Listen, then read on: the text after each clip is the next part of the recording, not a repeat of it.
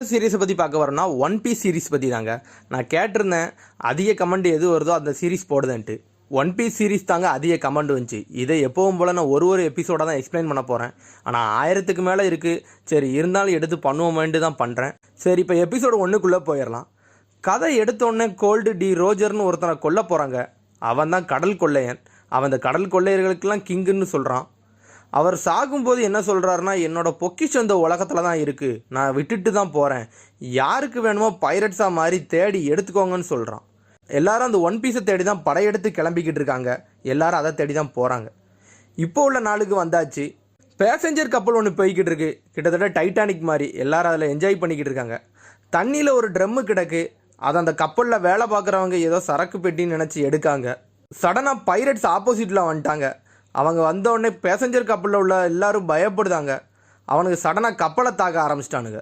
எல்லாரும் ஓடுறாங்க. அதில் ஒருத்தி மட்டும் ஏதோ பிளான் பண்ணுறா. அந்த பைரட் கப்பலுக்கு தலைவி ஆல்விடான்னு ஒருத்தி வாரா. அவங்க தான் பிளான் பண்ணி இந்த பேசஞ்சர் கப்பலை தாக்குறாங்க. அந்த ட்ரம்மு உருண்டு எங்கேயோ போகுது, எங்கே போகுதுன்னு தான் தெரில. பைரட் பயலுங்க கொக்கிய பேசஞ்சர் கப்பலுக்கு போட்டு வாரானுங்க. பைரட் கப்பலில் கோபின்னு ஒருத்தன் இருக்கான். அவன் பார்க்க சின்ன பையன் மாதிரி இருக்கான். அவனை பார்த்தா பைரட் மாதிரியே தெரியலை. அவனே அடித்து பத்துதா கொள்ளையடிக்க சொல்கிறா. பைரட்ஸ் உள்ளே வந்து மிரட்டுறாங்க, பொக்கிஷத்தை எங்கன்னு சொல்லுங்கன்ட்டு. அந்த பொண்ணு இருந்தால அவள் சடனாக பைரட் வேஷம் போட்டு எனிமி கப்பல்லே குதிக்கா. பார்த்தா அவளே ஒரு பெரிய கொள்ளைக்காரி போல. அவள் கப்பலுக்குள்ளே இறங்கி உள்ளே இருக்கவனே அடிக்கா. பார்த்தா கோபி சரக்கில் இருக்க ட்ரம்மை உருட்டிட்டு வாரான், நான் ஆல்விடா கொடுக்க போகிறேன்ட்டு. பைரட்ஸ் நாங்கள் குடிக்க போகிறோன்னு சொல்லிட்டு உடைக்க போவான். சடனாக சீரியஸோட நாயகன் வந்துட்டான். அவன் உடச்சி எல்லார் மூஞ்சையும் குத்திட்டு வெளியே வரான். ஒரே குத்தில் எல்லாத்தையும் சாய்க்கான். நான் நல்லா தூங்கணும்னு சொல்லிட்டு வெளியே வரான். நாங்கள் ஒரு பைரட்டு எங்களையே தாக்குறியான்னு கத்தி எடுத்துகிட்டு வரானுங்க. அவன் அதை மதிக்கவே மாட்டேக்கான். சாப்பாடு எங்கன்னு கேட்கான். எனக்கு வயிறு பசிக்குன்னு சொல்கிறான். அடிக்க வந்தவங்களே நம்மளால் அடிக்கான். நீ யாருடான்னு கேட்காங்க. என்னோட பேர் மங்கி டி லூஃபின்னு சொல்கிறான். அவனுக்கு பேரை பார்த்து பொண்ணும் பயந்து போகல, இவன் அடியை பார்த்து பயந்து ஓடுறானுங்க.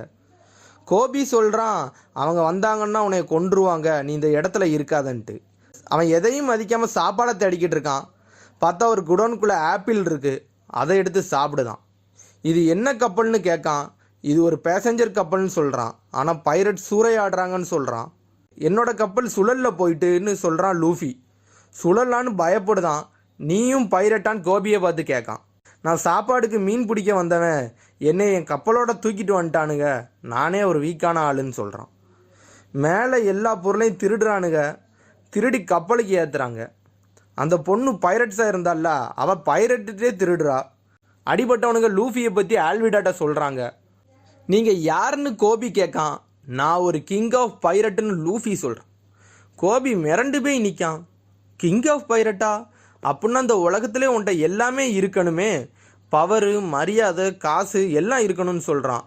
உங்களாலெல்லாம் இந்த பைரட் உலகத்தில் வாழவே முடியாதுன்னு சொல்கிறான். லூஃபி ஒரு அடியை போடுறான். லூஃபி சொல்கிறான், நான் எப்போவே முடிவு எடுத்துட்டேன், நான் கிங் ஆஃப் பைரட்டாக மாறணுன்ட்டு அப்படின்னு சொல்கிறான். இதுக்காண்டி நான் செத்தாலும் பரவாயில்லன்னு சொல்கிறான். கோபே நினைக்கான், உங்களால் இதை செய்ய முடியும்னா நானும் நேவிக்காரனாக மாறலான்னு நினைக்கான். லூஃபி சொன்னதை மனசில் வைக்கான். ஆல்விடாவை அடிச்சுட்டு நான் ஒரு நேவிக்காரனாக மாறுவேன்னு சொல்கிறான். கோபியோட ஆசையே நேவிக்காரனாக மாறுறது தான். ஆல்விடா உடச்சிட்டு உள்ள சடனாக வாரா. வந்தவன் நீ ஜாரோன்னு நினச்சேன்னு சொல்கிறான். ஜாரோவான்னு லூஃபி கேட்கான்.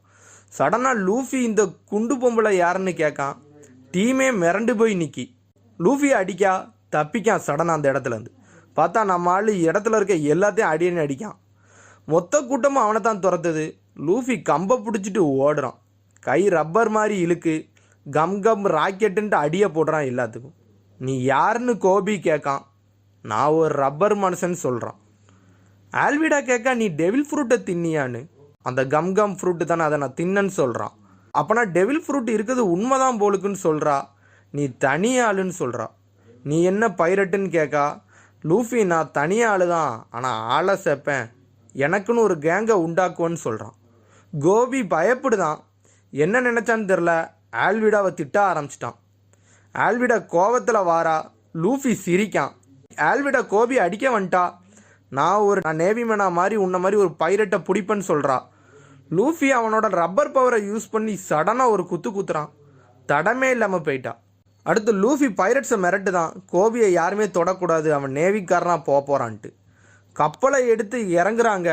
பார்த்தா அந்த பொண்ணு அந்த இடத்துல அவள் திருடிட்டு உள்ளே நின்றுக்கிட்டு இருக்கா. கிளம்புறாங்க அந்த இடத்துல இருந்து. லூஃபி சொல்கிறான், நான் ஒரு கேங்கை உண்டாக்க போகிறேன், அதில் சாரோவா அவன் ஒரு டீமான்லா அப்படின்னு கோபி சொல்கிறான். எதுக்கு கேட்கன்னு சொல்கிறான். அவன் என்னோட டீமில் நான் சேர்க்க போகிறேன், அவன் தான் என்னோட மெம்பர்னு சொல்கிறான்.